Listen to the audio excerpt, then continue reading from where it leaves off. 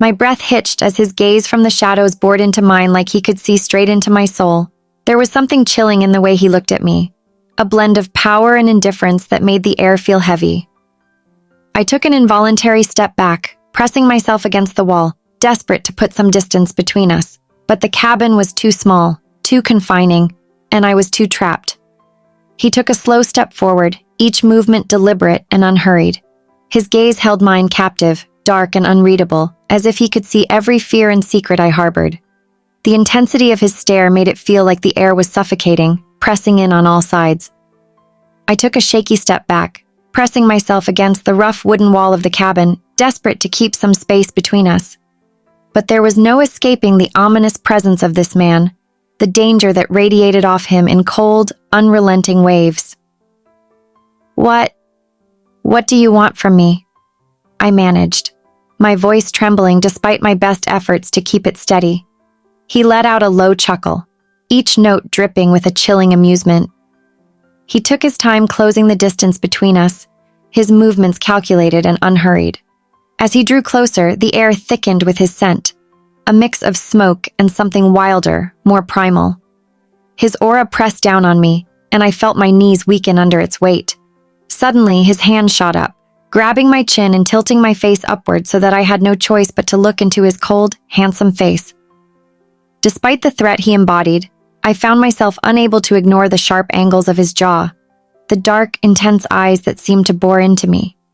Then, his hand moved to my shoulder, tugging the edge of my shirt to reveal the bite mark beneath.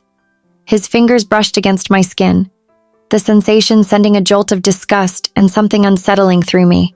I yanked myself back, twisting my body away from him. "Don't touch me," I snapped, my voice sharper than I felt inside, fueled by a desperate need to fight. His expression hardened and his jaw tightened as he stepped back, a glint of displeasure flashing in his eyes. He turned to the other man, the one from the bar, with a cold, ruthless smile. "Take her to the pack house," he ordered, his voice smooth but laced with menace. "Undress her. Tie her up in the entrance yard. Let everyone see." Without another word, he turned and left. The man nodded eagerly, his face lighting up at the command. "Right to it, Alpha." The words barely registered before his hands were reaching for me. But I was ready this time. My knee shot up hard, catching him in the groin, and he buckled, letting out a guttural groan as he clutched himself, his face twisted in agony. Before he could recover, I took off, running out of the cabin and into the cool night air, desperate to put as much distance as I could between myself and that place. But as I burst outside, I saw the Alpha standing there, flanked by several other men. They all looked at me with the same piercing gaze as if they'd been waiting for this moment. One of them moved, starting toward me, but the Alpha raised a hand, stopping him in his tracks. "Leave her," he said, his eyes fixed on me with an almost lazy amusement. There was a mocking glint in his gaze, a challenge. "Run." His voice was calm, smooth, but the edges were sharp as steel. "Run, just make sure I don't catch you."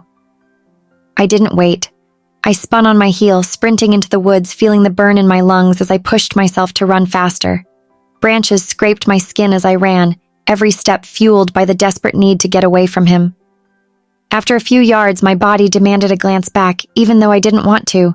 I stole a quick look over my shoulder, and there he was, standing still, watching me from the cabin's edge with that same calm, deadly confidence, as if he was already certain of how this would end. That look made my blood turn cold. I didn't know what he planned to do if he caught me, but I knew I wouldn't go down without a fight. I ran. How long? Only God knew. The cold night air whipped against my face, and the darkness seemed endless, stretching on as far as my eyes could see. Every muscle in my legs screamed with exhaustion. Every breath felt like fire in my lungs. My legs wavered beneath me, aching with every step, but I refused to stop. I kept scanning the distance, hoping for the faintest glimpse of a road, of headlights, anything that might promise an escape. But the woods seemed to close in tighter around me, a twisted maze with no end. Finally, I stopped, doubling over as I clutched my knees, struggling to catch my breath. My chest heaved, and sweat clung to my skin, mingling with the dirt and leaves that had slapped against me as I ran. That's when I heard it, a low, guttural growl that reverberated through the trees, chilling the blood in my veins. My heart jolted painfully, but I didn't dare look back.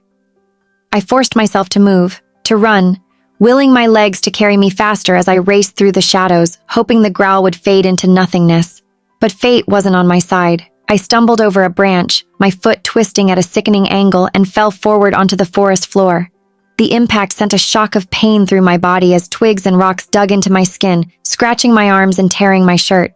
I let out a low, pained cry as my ankle throbbed with sharp agony, making it nearly impossible to move. And then, like a nightmare brought to life, the growl came again, low, menacing, and much, much closer. My heart pounded as I lifted my eyes, focusing on the dark shape emerging from the shadows, stalking closer. I froze, my blood running cold. Towering above me, barely 10 feet away, was the largest wolf I had ever seen. Massive, its dark coat blending into the night.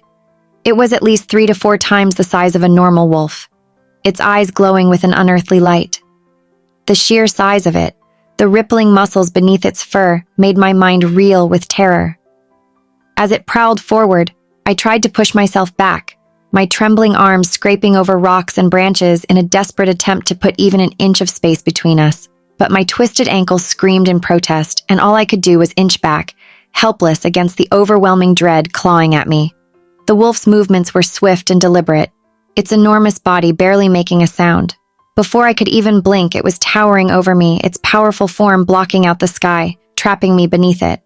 I stared up, terror paralyzing me as I tried to process the impossible sight in front of me. Its eyes locked onto mine, its hot breath grazing my skin as it trapped me beneath it, each growl vibrating through my bones.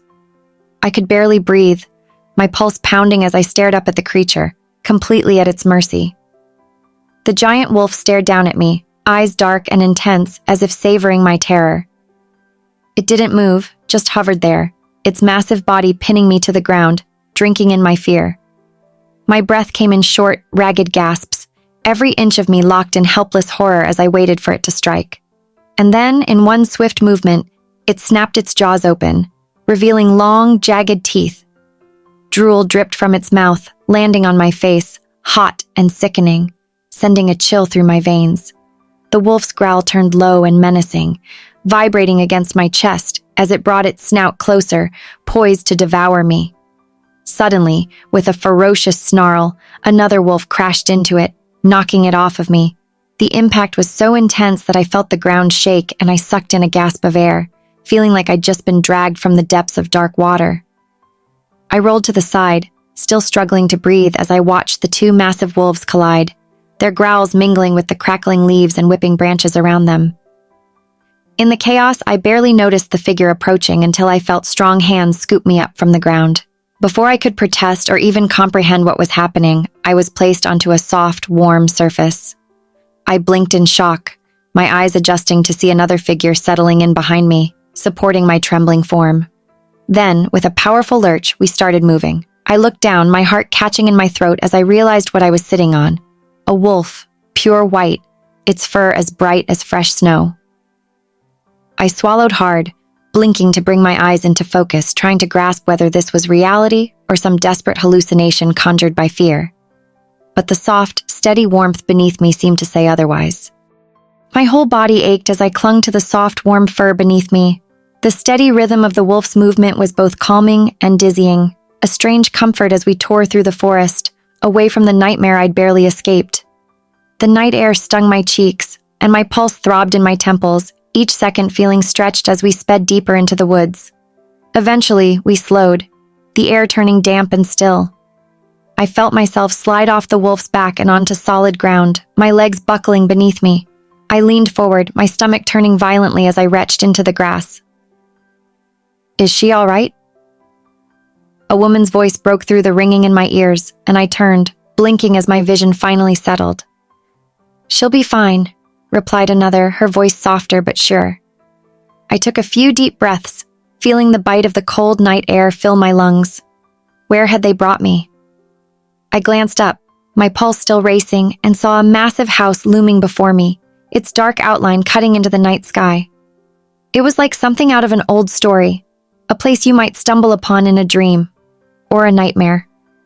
3 figures stood a few steps away, A man and two women, all watching me with expressions that were unreadable but intense, as though they were sizing me up, deciding if I was worth the trouble. I tried to steady myself, squaring my shoulders as best I could. "Where am I?" I managed, my voice unsteady. Who are you?" Before they could answer, a rustling from the trees made me freeze. And then I saw it. The huge brown wolf. The one who had saved me from the black beast, stepping into the clearing. My heart pounded again, my pulse roaring in my ears. Its amber eyes gleamed in the night, and its powerful form looked even more massive as it moved toward us, its gaze locked on me. I was about to back away, but suddenly the wolf stopped, its body tense, and I heard a sickening crunch. My heart dropped as the wolf's fur began to shrink back, its bones contorting and twisting with a series of snaps that made my skin crawl. I stared, horrified yet transfixed, as the beast's massive form shifted, fur receding, claws shrinking into fingers, until, in the space of a few breaths, it wasn't a wolf standing there anymore. It was him. My hot one-night stand. My heart nearly stopped as his gaze pinned me in place, dark and all-knowing, as if I'd somehow summoned him from the depths of a memory I couldn't shake. I sucked in a sharp breath, fighting to keep my voice steady as 1,000 questions burned on my tongue. But no words would come. They remained trapped in my throat as I stared at him, struggling to process what I had just witnessed. He met my gaze with an unreadable, cold expression that chilled me to the core. Then, without a single word or glance back, he turned and strode into the house, leaving me anchored to the spot, caught between dread and reluctant fascination. I stood there, rooted in place, my mind swinging wildly between the impossible, that these people were actually werewolves, and the only other explanation, that I was losing my mind. Taking a shaky breath, I tried to steady myself. My heart hammered as I forced myself forward, driven by the need for answers. I crossed the clearing and made it to the house's entrance, determined to confront him, to make sense of all this. But just as I reached the door, a strong hand gripped my wrist, halting me in place. I turned, startled, to find a tall, muscular man with a rugged face and piercing eyes looking down at me. Another disturbingly handsome stranger, yet his expression was guarded. "This isn't a good idea," he said, his voice low. I wriggled my hand free from his grasp, narrowing my eyes. "I need to talk to him. I have questions, and if you'd kindly let me go, that'd be great." He didn't release me, his grip firm but not painful. "If I were you, I wouldn't push him. He's in no mood for a talk, especially with you."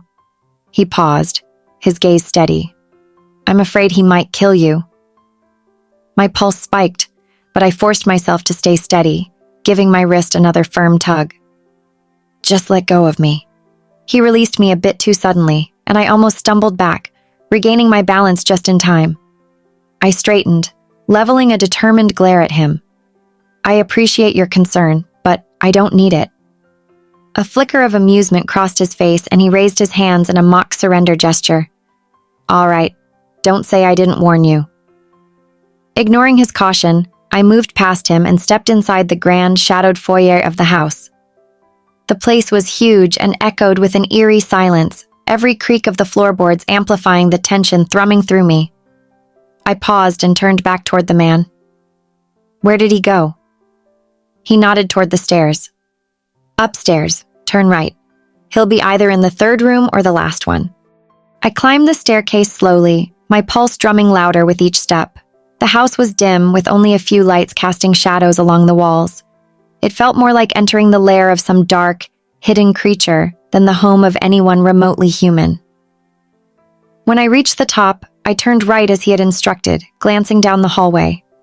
Doors lined both sides, but the third one on the right caught my eye. The air felt heavier here, and I could almost feel his presence radiating from behind it. With a deep breath, I steadied myself and approached the door, raising my hand to knock, then hesitated. This was probably insane. I had no idea what I would find on the other side, no clear plan of what to even say. But I had to know. I had to understand. Just as my knuckles were about to make contact, the door creaked open an inch, and a familiar, piercing gaze caught me in the narrow space. He looked at me, his expression unreadable, but his eyes filled with an intensity that sent a chill down my spine. I parted my lips to speak, but he cut me off, his voice grave. "What are you doing up here?" I swallowed, forcing myself to hold his unyielding gaze. "I have questions," I said, my voice steady despite the knot of nerves twisting inside me. "After what I just saw, I need answers." Before I could even react, his hand shot up to my throat, gripping me tightly as he shoved me back against the wall. My heart pounded, wild and erratic as his features twisted, morphing into something both human and wolf. Sharp teeth, a hint of fur along his jawline, eyes blazing with a predatory gleam. His growl was low, feral, vibrating through me like a thunderous echo, making every part of me seize up in fear. "Who are you, really?" he snarled, his face inches from mine, his grip unrelenting. "What did you do to me?" I tried to form words, but fear tangled them on my tongue. My heart hammered against my ribs as I stared up at him, my own voice barely a whisper. What? What are you talking about? I didn't..." He cut me off with a guttural growl that sent tremors through my body. "Don't play games with me," he hissed, his eyes piercing through me as though they could pry open my soul. "What did you do to me that night? How did you make me mark you?" "Mark me?" I echoed, confusion mingling with fear. "You think I did something to you? I didn't even know what you were until tonight." My heart raced, desperate to break free from his grip, but I knew better than to struggle too hard. The look on his face told me he was dangerously close to losing control. His grip tightened slightly, a warning in his expression. "You don't get to pretend you're innocent in this. I remember everything. That night, you were different. You were intoxicating. Did you ask me sex with intentions?" I swallowed hard, struggling to process his words. The heat of his anger, of his powerful presence, was overwhelming. I forced myself to meet his eyes, feeling a tremor of defiance break through the fear gripping me. "I don't know what you're talking about," I stammered, struggling to maintain my composure. "Yes, I asked for sex, but it was a moment of weakness. I was going through a rough time, and I got caught up in something far beyond my control. That night, it was just a mistake, a drunken blur. I didn't mean to create whatever this is." My heart raced as I spoke, desperate to make him understand that I hadn't set out to entangle our lives in this way, as he believed so. He released me suddenly, and I collapsed to the floor, gasping for breath as the air rushed back into my lungs.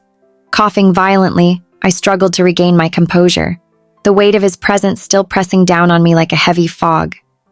He stood above me, his expression a blend of anger and confusion, as if he were battling something deep within himself.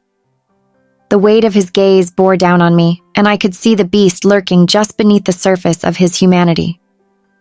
He crouched down, his piercing gaze locking onto mine, and I felt the air grow heavy between us. "I don't know what you did," he said, his voice low and laced with tension. "But this wasn't supposed to happen. I'm not supposed to mark anyone, ever." My heart dropped, panic swirling in my chest as his words sank in. "And the only way to break this stupid bond," he continued, his voice dropping to a deadly whisper, "is to kill it. I'm not sorry for this, but to kill it is to kill you."